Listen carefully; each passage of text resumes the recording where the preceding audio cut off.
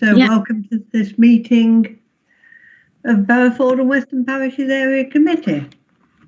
First item on the agenda is declarations of interest, and members are reminded of the legal requirements concerning the declarations of interest. Does any member have any declaration of interest they wish to declare? It's only Ken and myself, really, because we're the other two voting members. So. No. Right, public. No, Ken? No declaration of interest? No, I just said none. Sorry, Madam Chairman. Oh, sorry. Right, public question time, Joanne. Have we any members of the public? No, Chairman, we don't. Right, thank you very much. Minutes to approve or otherwise the minutes of the meeting held on the 1st of October. Could I propose we accept the minutes? Thank you. I'll second that. Moved and seconded that the minutes be accepted. Police and community safety issues. Do we have the police here?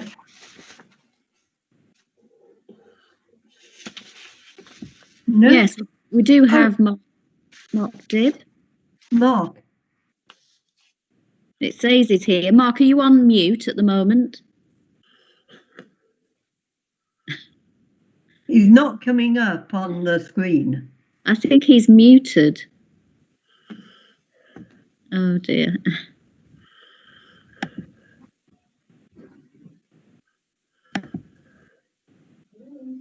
Mark, can you hear us? Because it looks like you're on mute. You need to unmute and then we can hear you.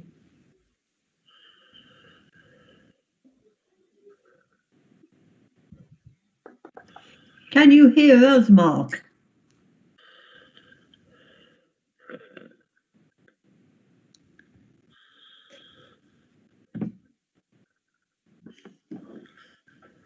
I don't know whether we might have to come back to this item. Yes, it might be an idea. And if not, we can circulate and then... Unless you want to have a discussion generally about, is there anything on to do with crime that you want to have a discussion with first, or would you rather wait for the police? I think we might as well wait for the police and then we know exactly what's been going on. Yeah. So. Could I agree with your comments there, Madam Chairman? Yes. Because it would be far better if we can ask Mark the questions rather than yes.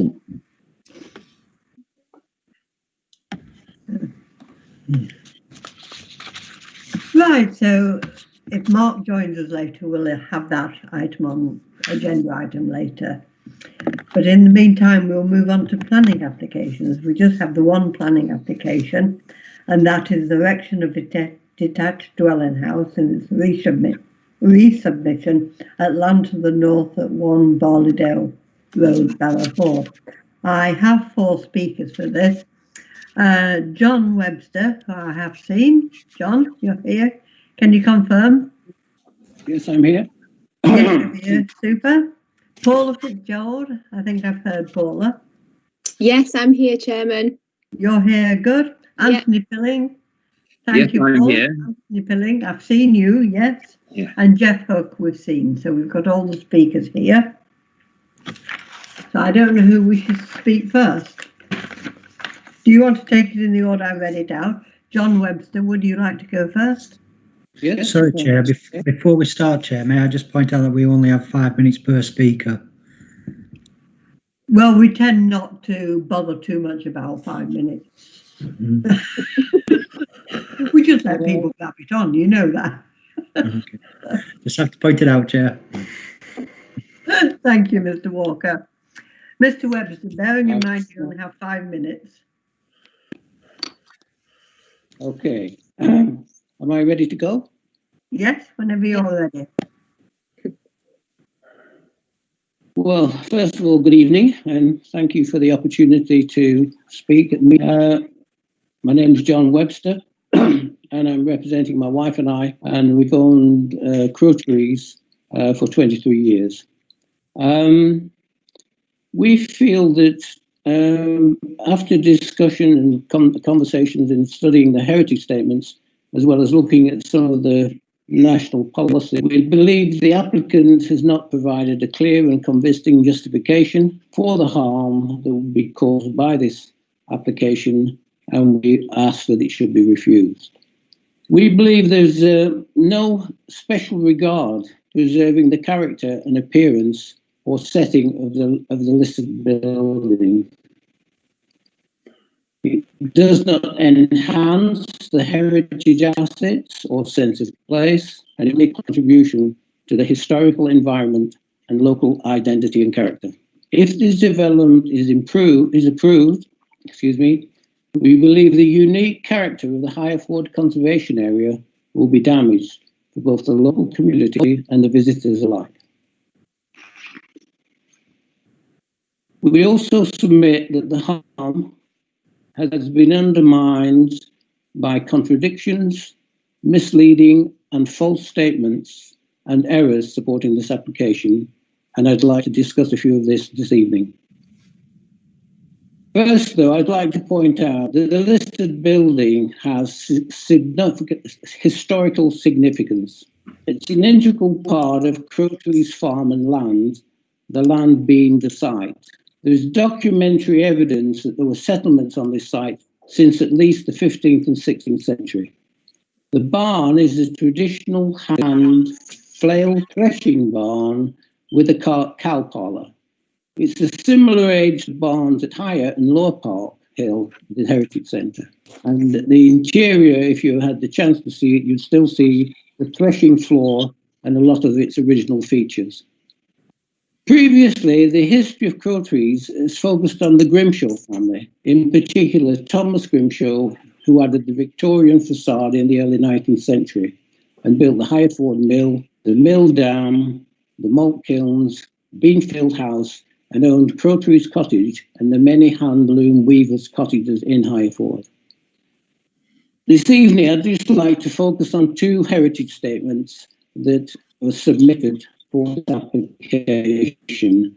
I referred to them as HS1, and the HS1 was the first one submitted by the applicant and the agent.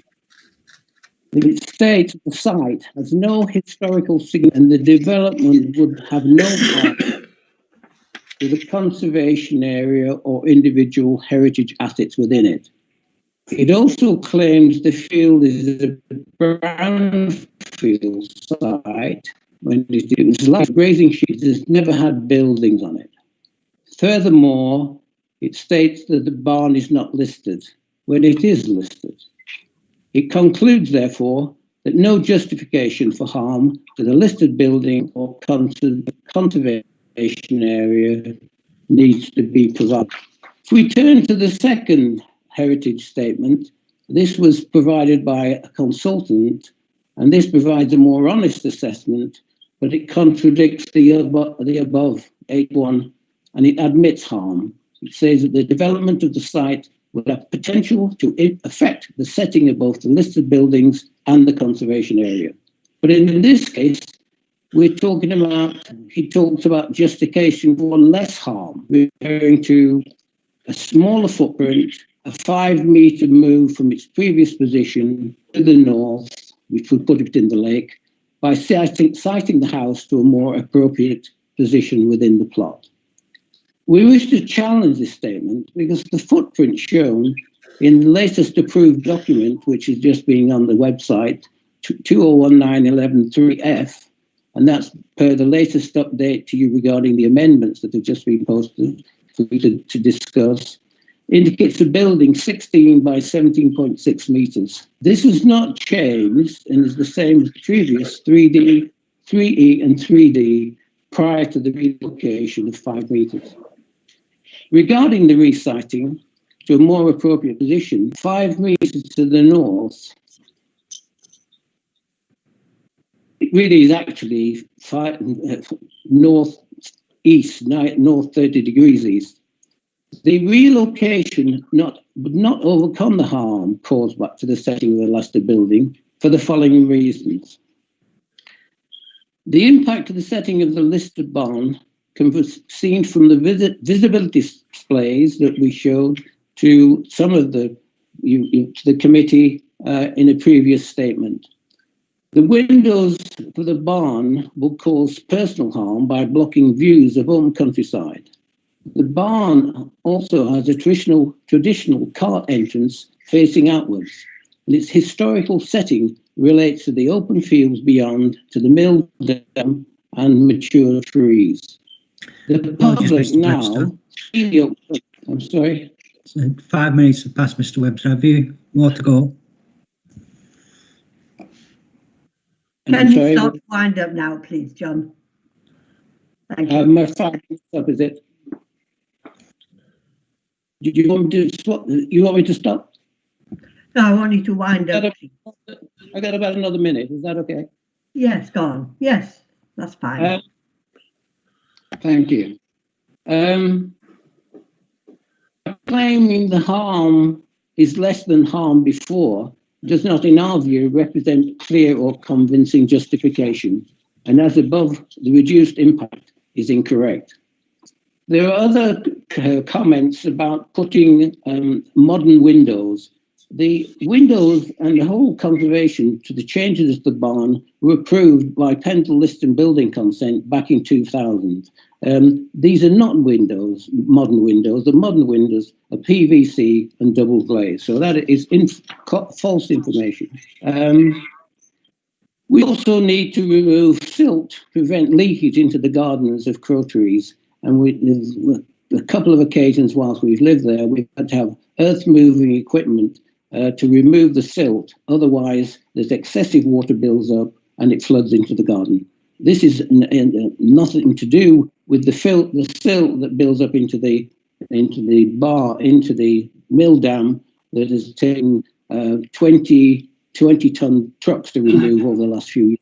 So there is also a land registry pending dispute regarding this land, and it affects the application site. We should have received a formal notice of the application and should have been served because we actually share access to the site. So we believe the application has not provided a clear and convincing justification for the harm that will be caused by this development, and we ask that the application be refused. Thank you very much. Thank you very much, John. Paula? Yes. Yes. Can everybody hear me? Yes. Yeah, everybody can hear me. Okay. Yeah, I shouldn't be more than 3 or 4 minutes. Oops, sorry. Yeah, my name is Paula Fitzgerald. I'm a chartered town planner with over 18 years professional experience. I'm speaking on behalf of a resident of Barleydale Road. It should be clearly noted to the committee that this proposal is the 3rd submission for a detached dwelling on the site. Despite the applicant having gone through pre-application, the various submissions have been inadequate and have failed to address... Is in. Yes. Okay, thank you. Go and have a lie down. So, thank you. Bye-bye. Sorry, do you want me to carry on? Yes, sorry, Paula. Thank you. Yes. Okay. Despite the applicant having gone through pre-application, the various submissions have been inadequate and have failed to address the unique challenges this site presents. A point for clarification, that the site does lie within... part of the site does lie within Hereford Conservation Area, and this has been acknowledged under the Policy Officer's comments and noted by the Conservation Officer. The Officer's Committee report is not correct in paragraph 2 under site description and proposals. I'd just like to make that clear. As stated in the Officer's Committee report, the key issues for the applications are the principle, the impact on the conservation area, residential amenities, highway, flooding and drainage. My client agrees that the site is located outside the defined settlement boundary but adjacent to it, and that part of the site is located within the Hereford Conservation Area boundary, which wasn't acknowledged at first. Whilst there are highways issues, in particular with the junction of Gisborne Road, the site is considered as being in a sustainable location.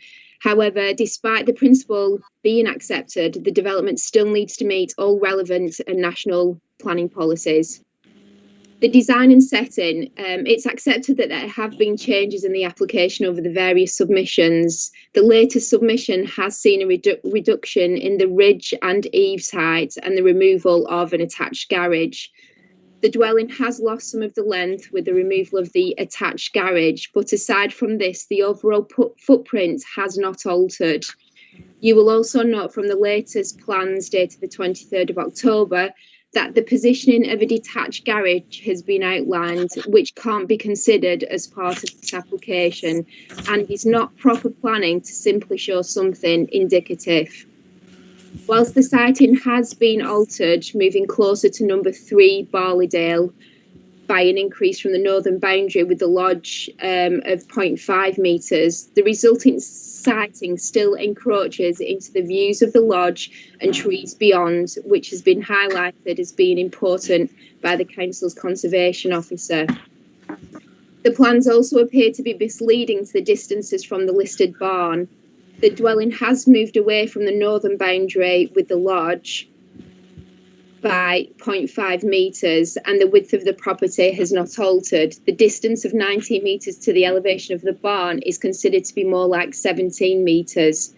Furthermore, these distances are contrary to Pendle's own policy on privacy distances as set out in the design SPD. Just 2 points of clarification from the conservation officers which don't seem to have been addressed. That's the intention to preserve the open views from the site entrance, and if you can just refer to the visibility plan, which I think has been circulated, it does show a darkened blue shaded area, which would be the only part of visibility if you were to stand at the gates at Crowtree. So you can see that that is actually just quite a restricted area in terms of seeing beyond to the lodge and to the trees. And furthermore, the window placement to the rear elevation could be varied. This is the comment from Conservation Officer in order to create a less formal and regular arrangement. There is no indication that these comments have been actioned. Just moving on to highways, whilst LCC highways have not objected to the application, it's still worth noting that there will be some additional pressure on the Gisborne Road junction. Borrowdale Road, as we all know, is considered to be a constrained access in places only passable by one vehicle. The junction with Gisborne Road is extremely difficult to negotiate, and whilst the proposal is only a single dwelling, it is 4 bedrooms and has the potential to add a further 3 cars regularly using the road. It's therefore considered that the application is contrary to policy EMV4 of the council's adopted local plan. Finally, whilst not a planning issue, my client has a right of way over part of the land for maintenance of the lodge. And whilst the application has been supported with a flood risk assessment, which concludes little risk, there are practical reasons why access should be maintained. The development of this site will hinder that access. I would ask committee members to consider the issues highlighted. This is a sensitive site, and whilst this is not a reason in itself to refuse an application, it is still not considered that the design, together with the impact of the setting of the listed buildings, as discussed in more detail by Mr. Webster, that is harmful with no justification of public benefit to the character and appearance of the area, contrary to policies EMV1 and EMV2. Thank you. Thank you very much, Paula. Mr. Pilling, Anthony Pilling? Yes. Right, are you ready? Yes. Good evening. Thank you for letting us come and speak to you on the application. I'm a retired former Chief Architect for Lancashire County Council, and I'm presently Industrial Heritage Officer for the Heritage Trust for the North West, and advisor to Historic England on the Lancashire Mills Study Steering Group and for various museums and trusts. The Trust respectfully points out that no sufficient public benefit or justification has been evidenced to justify the harms the proposed development will cause to the setting, significance and sustainability of the Hireford Conservation Area and the 10 related designated Grade 2 and Grade 2 star National Heritage assets and their curtilages. The divergence in the planner's recommendations from published national and Pendle Borough Council planning policy, local plan and heritage legislation concerns us that it exposes Pendle Borough to the risk of legal challenge should this development proposal be approved. The Trust asks that planning permission for the scheme be refused. Pendle Core Strategy Policy ENV1 is not met for protecting and enhancing our natural and historic environments. The proposed development is intrusive, too close and or within the curtilage of two significant nationally listed buildings. It will obstruct heavy plant access for future maintenance and thus existentially harm the sustainability and safety of the unique duplex water power works. Pendle Core Strategy Policy ENV2 is not met for achieving quality in design and conservation. The proposed development remains overscale for the site and is particularly intrusive by its widespread. No account has been taken of the potential for damage to any ancient farm archaeology beneath the site by the applicant, although I believe a condition has just very recently been added by the Conservation Officer. Pendle Core Strategy Policy WRK5 is not met for tourism, leisure and culture. The proposed development will almost completely block the view to Mill Wood and the water power works from the popular, officially recognised Riverside Ramblers route. By harming this aspect of the setting of crow trees, it will also harm its tourism and leisure appeal. Pendle Local Plan Policy number 1 is not met. I'm sorry? No, it's all right. It's noisy. You continue, Mr. Pilling. I beg your pardon? Please continue, Mr. Pilling. No Oh, righto. Pendle Local Plan Policy number 1 is not met.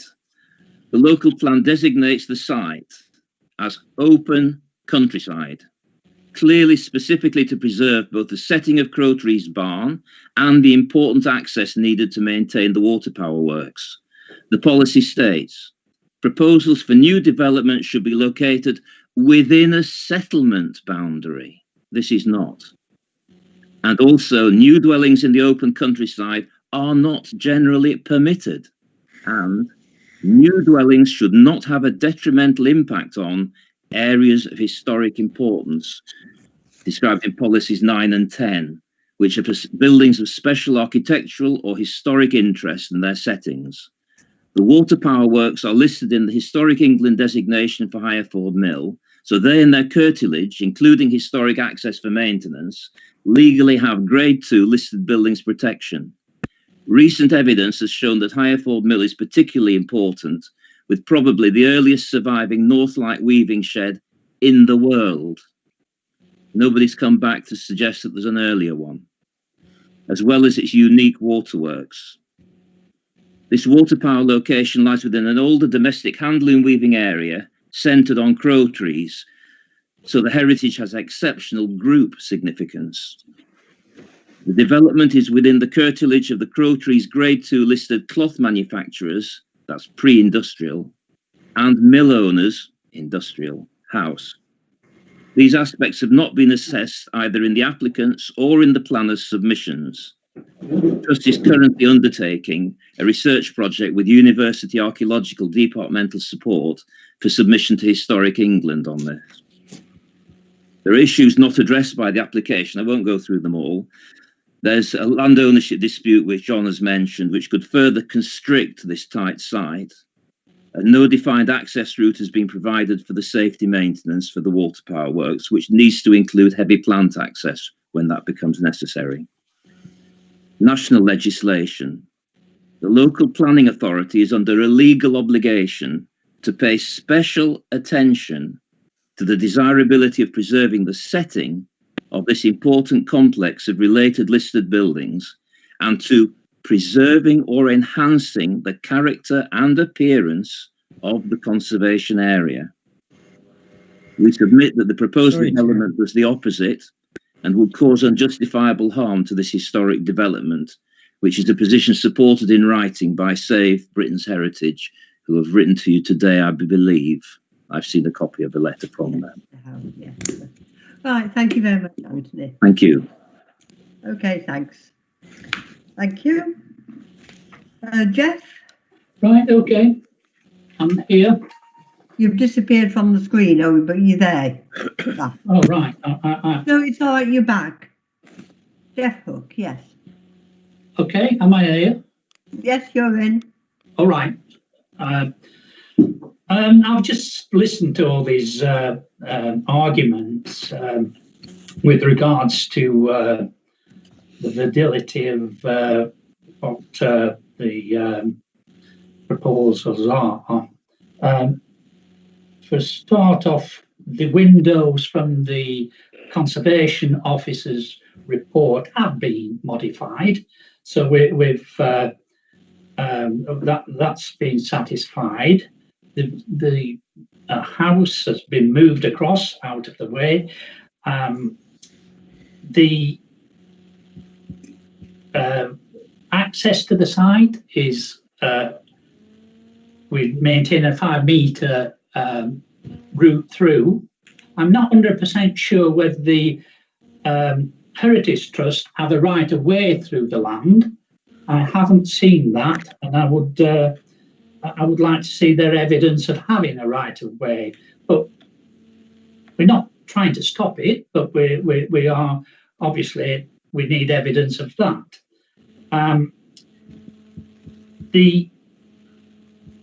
We've moved the house over, and the view from to the open countryside will not be impeded. It's not there. It's just the policy of what the referring to, the NPPF is the more up-to-date advice on this, and it does state that we are allowed the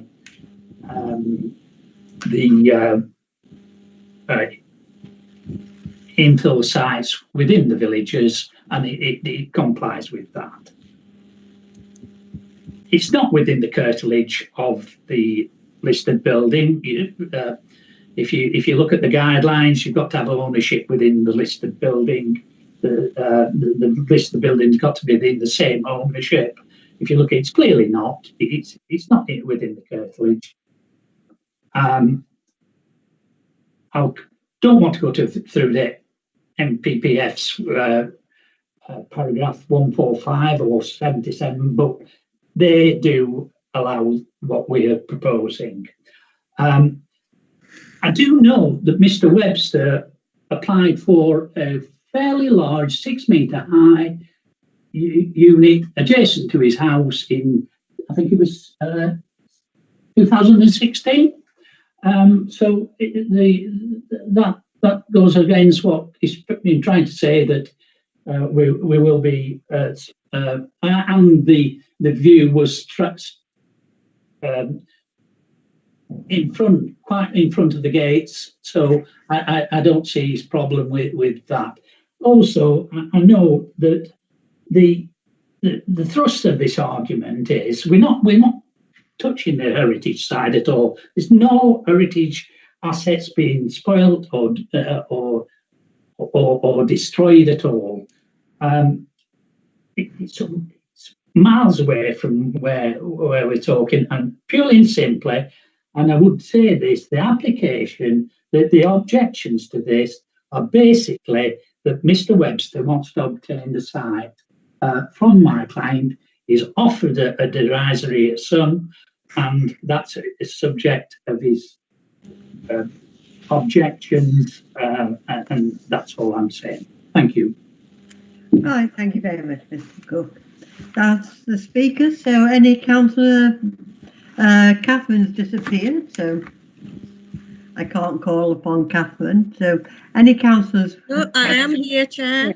If you want you me are to there, give the update and a response, sorry. When we don't talk, we disappear off the screen, I think. So, yeah, I've not gone anywhere.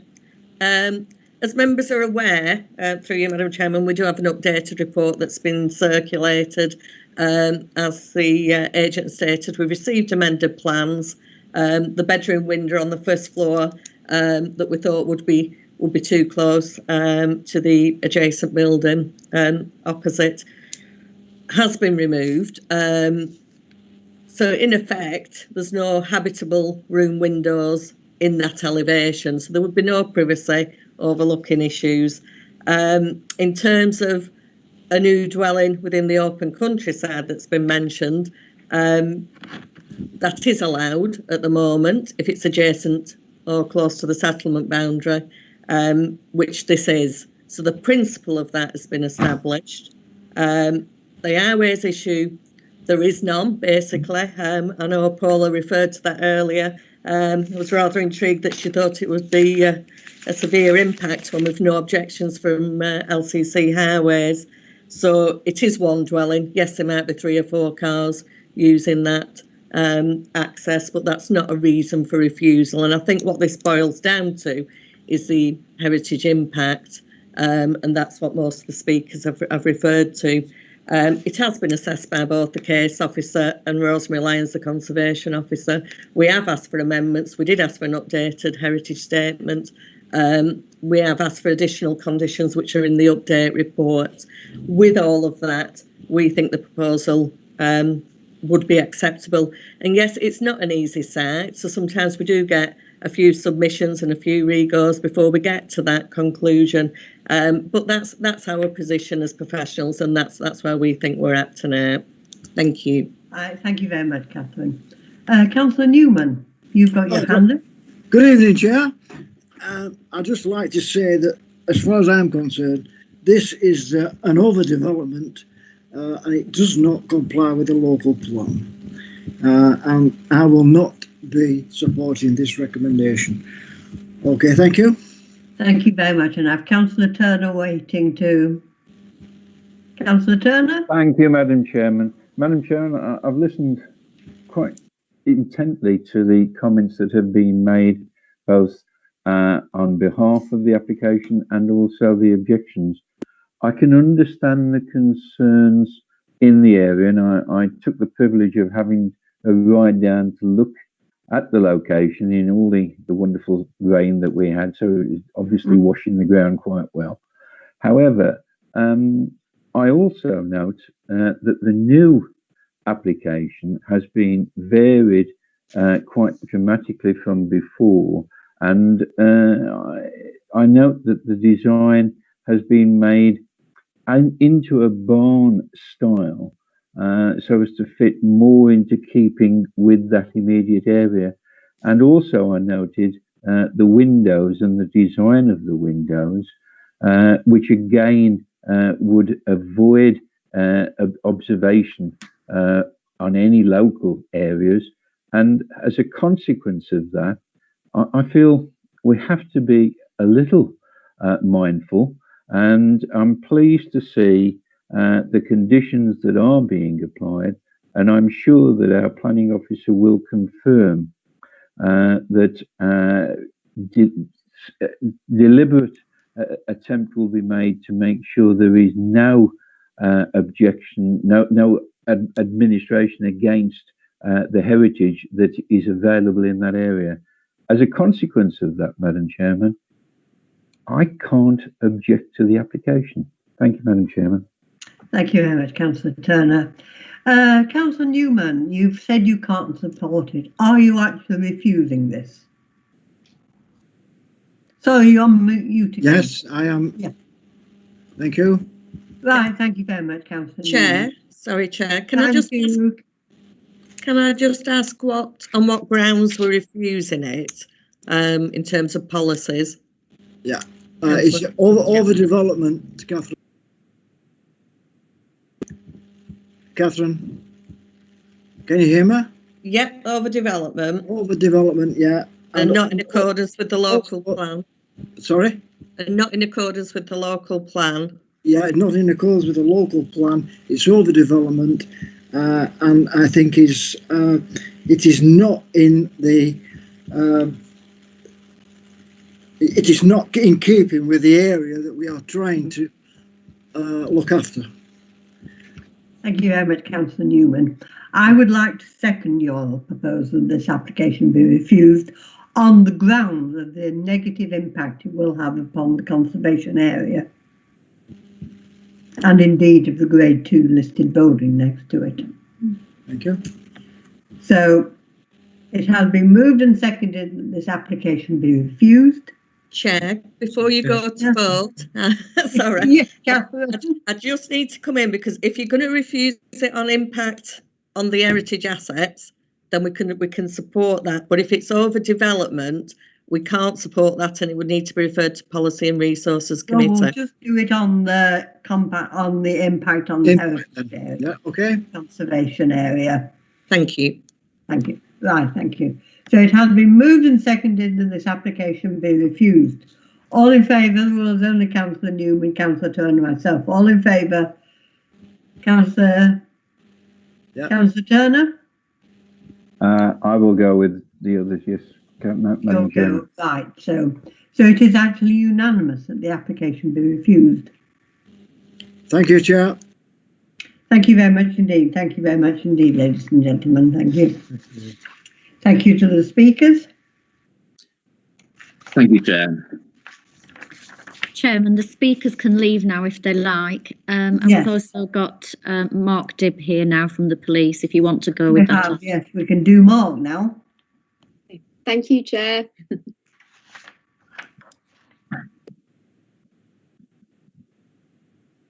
Mark, do you wish to talk? Hello, yeah, apologies for being late. That's quite all right. I believe we got some crime figures through from September. I've gone through them reasonably quickly today. The burglary commercial, we had 3 in Barrowford. We don't think they're linked. There's sort of more opportunist attempts at commercial properties. So one was the cafe where some customers have reached over the counter and stolen some money.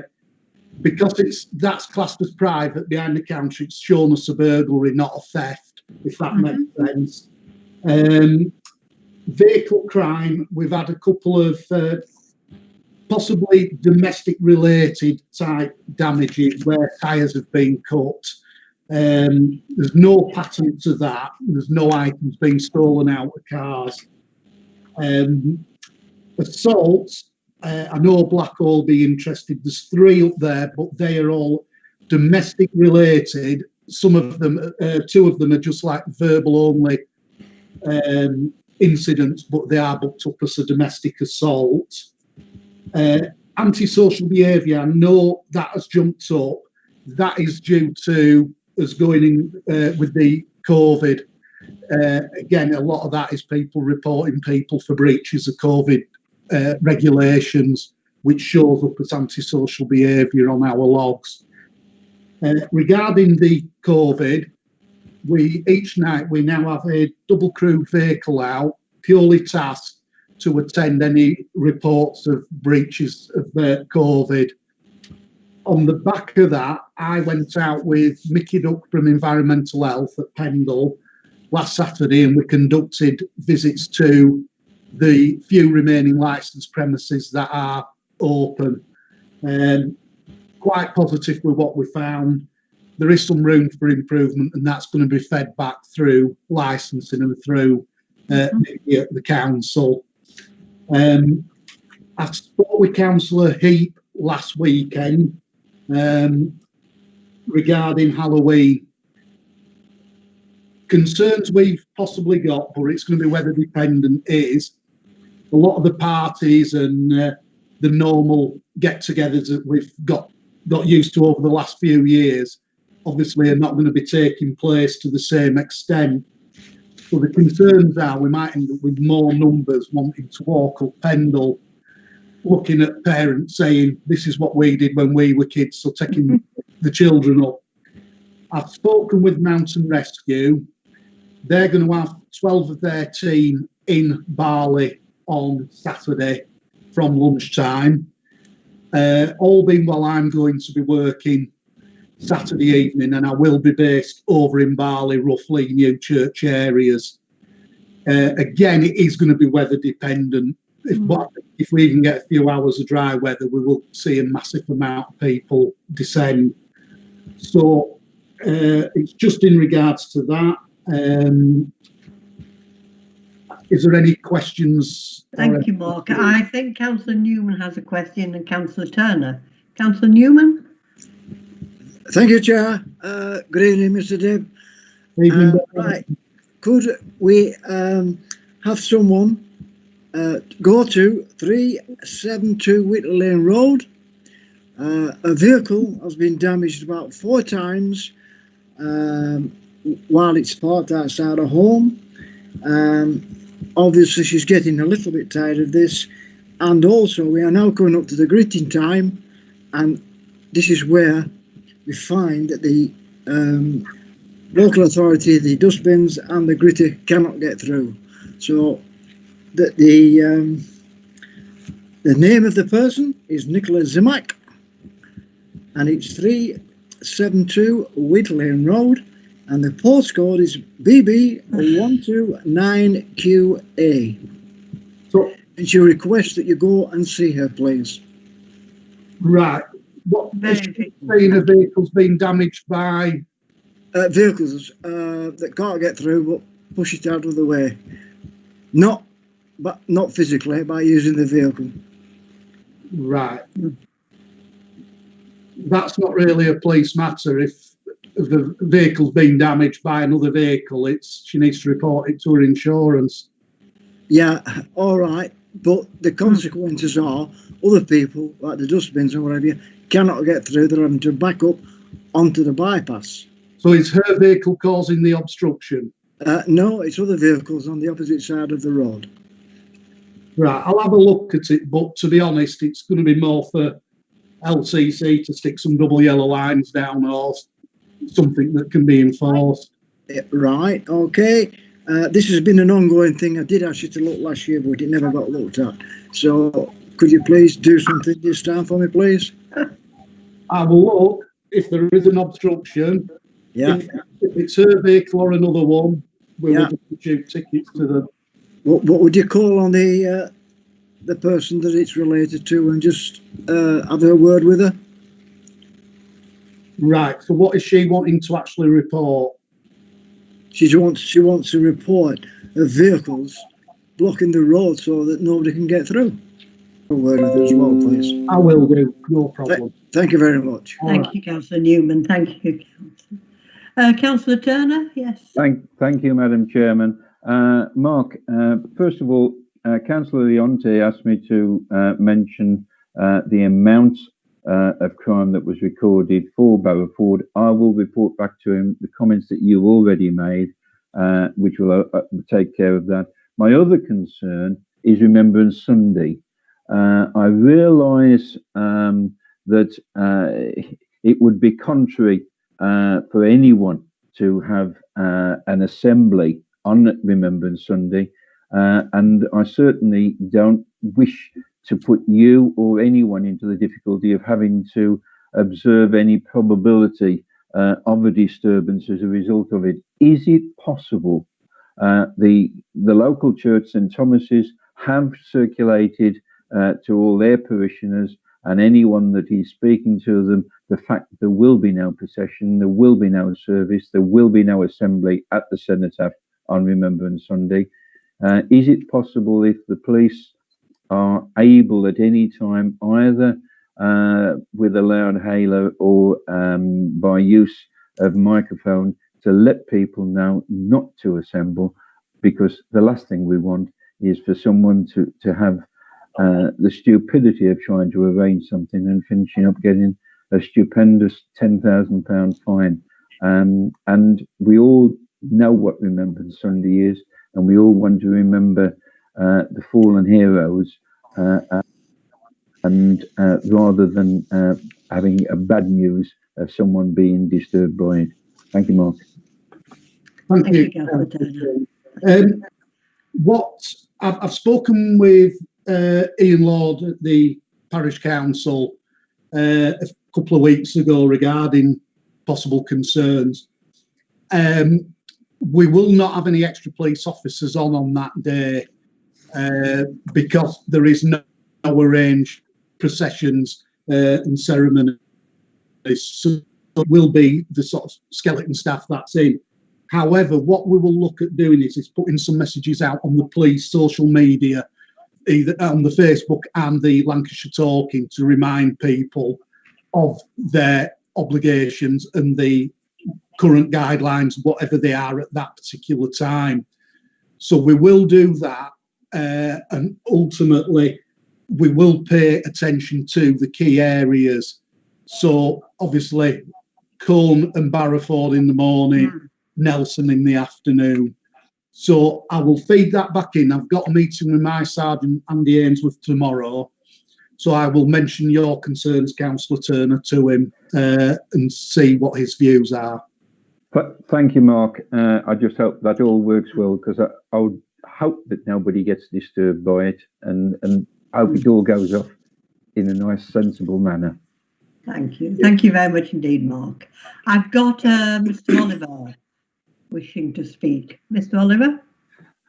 Yes, thank you. Here in Carr Hall, we've been really for the last month absolutely plagued by very loud fireworks, very often being let off after 11 o'clock, and also I think very often being let off in public spaces, I think both of which are illegal. Now, it may be that we only have a few more days to put up with this, but I wondered, I did get in touch with the Lancashire Constabulary about this, and it has been acknowledged, but I wondered what patrolling perhaps you would be able to do along Carr Road to the car park. I know that's in Nelson, but it affects Barrowford, to try and mitigate this really quite serious social nuisance. Yeah, could you just bear with me 10 seconds and I'll come back with something regarding fireworks. 10 seconds. That's fine. A sparkler, perhaps.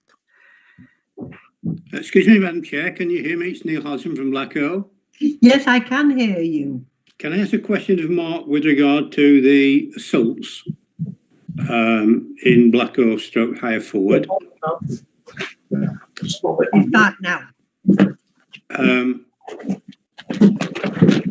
Sorry, he's busy on the fireworks issue, isn't he? Sorry. Hello, Councillor Oliver. Hello. Hello. As you can see, my colleagues have just seized these literally half an hour ago. Oh, excellent. From Carr Road, I hope. No, in Nelson.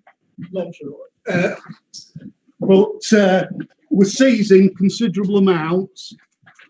I am aware one of the residents at Carr Hall has made contact numerous times with myself. Unfortunately, she's not reported any incidents to the police at the time. So I've told her, ring in any incidents, because we can't respond if we don't know. We have got the PCSOs out each evening targeting the hotspot areas we know. The biggest problem we've had this year is, because of COVID, trading standards aren't doing any visits. So a lot of the shops where historically we've had issues with them selling them to juveniles, etc., we've not been able to conduct any proxy sales using young people to try and buy the fireworks. So enforcement's been very difficult to take against rogue traders as such. Hopefully, we are doing what we can to seize what we can. But I'm just hoping the rain keeps up for the next 2 weeks. Okay, thank you very much, and all power to your elbow. Mr. Hodgson, I believe you have a question for Mark. Hello, Mark. Neil Hodgson from Blackwell. Hello, mate. Slightly disturbing to see that Blackwell and Highford has half the assaults, although you said they were mainly verbal. There's three assaults, 2 were domestic, and another one is it's more of an harassment, but it comes through as violent crime. So they actually were assaults? No, the domestic abuse, it books up as a... Right. So if if I go downstairs and fall out with my good lady right now and shout at her, If she rings the police, it'll be booked up as a violent crime. Okay. Does that clear that one up? Good, thank goodness she didn't ring the police. Okay, thank you. Thank you. Okay, thanks, Neil. So just be careful what you do when you get home. Any other questions for Mark?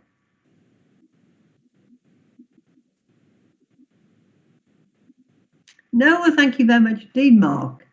Thank you. Chair, may I just ask, just did the issue on Wheatley Lane Road, would you like us to pass that to the traffic liaison meeting? That would be an idea, yes, please. Thank you, we'll do that. Thank you. Thank you, David. It is always a problem in places like Fence because the roads are so narrow and people always want to park outside their own house.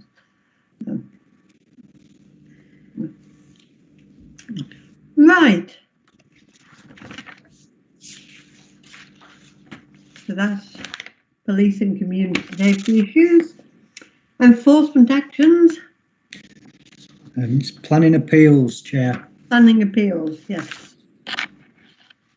Catherine, have we any update on any of them? Through you, Chair. The first one is quite a recent appeal. We haven't submitted our planning statement as yet. That will be going in the next couple of weeks. The second one at Higham, West Close Avenue, no decision as yet. So I think we would expect that in the next couple of months. Yeah. But as of yet, it's still outstanding. Thank you. Right, thank you very much, Catherine. Sorry, you have to excuse my cat has decided to join us.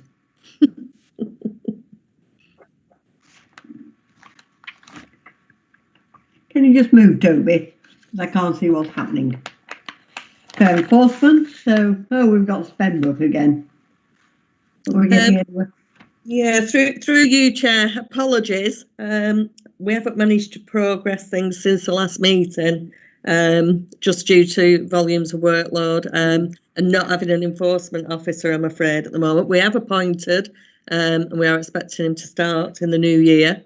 Spenbrook Mill, we're going to leave on until the development's finalised, just in case they obviously breach the conditions. I've not had any complaints at the moment. I think they're back on site. They did stop for a little while. There is obviously issues with drainage and trees and various other things on there that we need to look at in more details, and we've got an application in for retaining walls at the moment as well, which hasn't been decided yet. In terms of the access to the field and Dab's house, I'm afraid I can't give you a further update on those at the moment. I've little staff to go and check on these. And then we've got the new one on at Cookstool Lane in Fence. So we can update you on that hopefully as that progresses. And that date to comply on that one is the 18th of December. Thank you. Thank you very much, Catherine. Reopening of capital programme with £16 left in the capital programme. May I suggest you go and have a celebration at Christmas? £16 Chair. go terribly far. Madam Chair. Yes, Councillor Newman. Yeah, could I just come in here? I did put my hand up for Catherine Hughes on the site at Spenbrook. I believe that all the development on the site is now ceased as the applicant.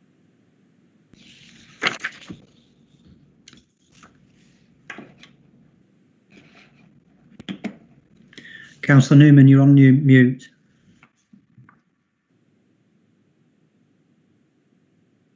We can't hear you, Brian. You can't hear me, surely.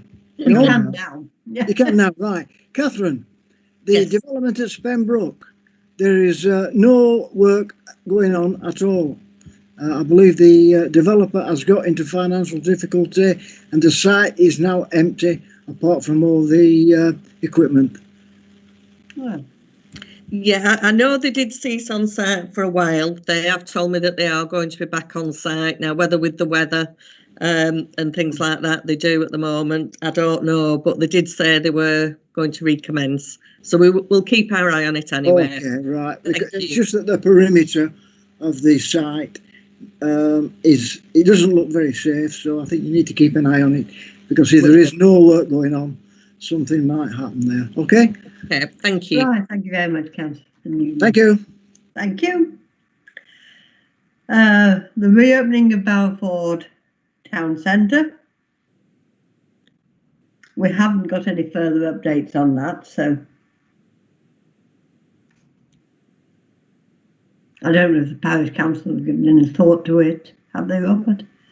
Yes, can I come in there? It's Yes, on the agenda for a meeting between the Parish Council and Pendle Heritage Centre on Wednesday. Very good, thank you. So it looks as if we might get somewhere with that, and so possibly the Parish Council would like to take that forward. Well, it's to be decided, but yes, in principle, I think it's just a question of deciding who does the work. Well, I think the idea was to go out and have it done professionally, rather than put it on the on the parish clerk. So.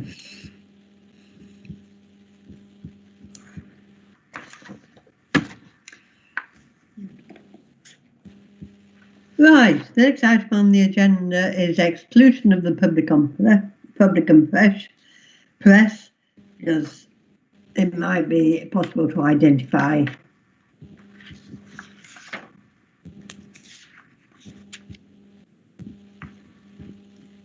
So are you happy now to exclude the public and press? You need to make a decision on that. Yes, can we exclude the public and press? We haven't any public here or press. Agreed. Right, thank you. Okay, we'll